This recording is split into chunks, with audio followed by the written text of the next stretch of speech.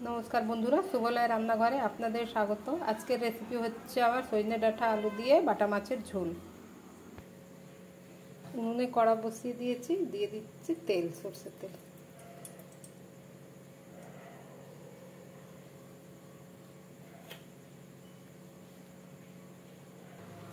आमी माछे नुन हलुद माखिए निচ্ছি। तेलटा गरम हये गेছে, एबार आमी माछटा भेजे नेব आस्ते आस्ते করে।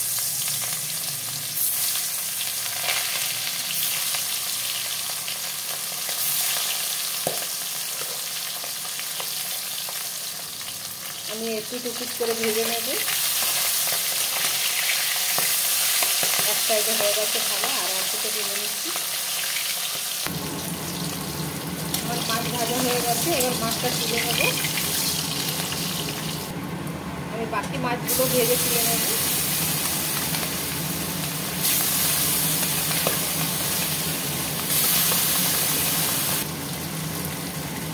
আমার সব মাছ ভাজা হয়ে গেছে, এবার আমি সব মাছ বের করে নেব।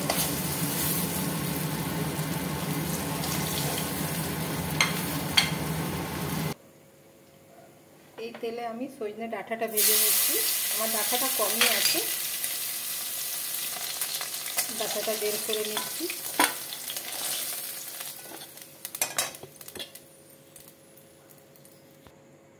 দেবো অল্প হলুদ,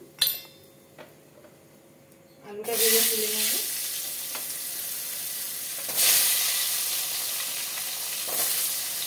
আলুটা লাল লাল করে ভাজবো। আমার আলুটা ভাজা হয়ে গেছে, এবার আলুটা আমি বের করে নিচ্ছি। মাছ ভাজা তেলটা ভালোই আছে, তাই জন্য আমি তেলটা ফেলছি না। দিলাম কালো জিরে, দেবো পেঁয়াজ কুচি,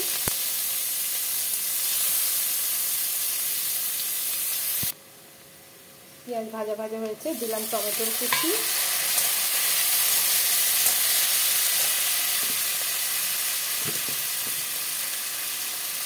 দেবো আন্দাজ মতন লবণ।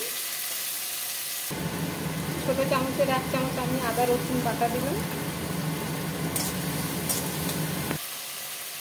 দেবো অল্প জল।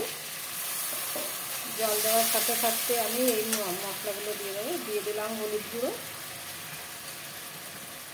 দিলাম জিরে গুঁড়ো, আর এই হচ্ছে ধনে গুঁড়ো। আমি সব 1/2 চামচের মতন দিয়েছি।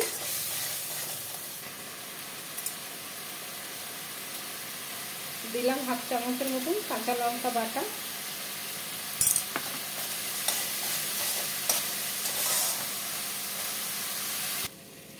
আমার মশলা কষানো হয়ে গেছে, দিয়ে দিচ্ছি এবার আলুটা আর এই সজনে ডাঁটা ভাজাটা।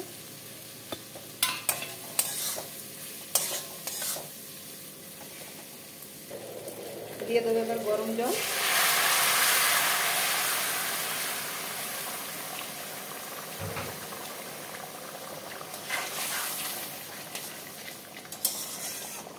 এবার গ্যাসটা কমিয়ে দিয়ে এটা সেদ্ধ হতে দেবো আলুটাকে। আমার আলুটা সেদ্ধ হয়ে গেছে, দিয়ে দিচ্ছি এবার মাছগুলো। আমি একটা একটা করে মাছ দিয়ে দেবো।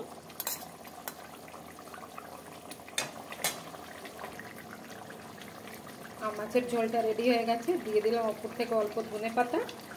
দেশি ধনে পাতা আছে, ফ্লেভারটা একটু ভালোই আসবে। এবার আমি অন্য একটা পাত্রে ঢেলে নিচ্ছি। আমার রেসিপিটা রেডি হয়ে গেছে।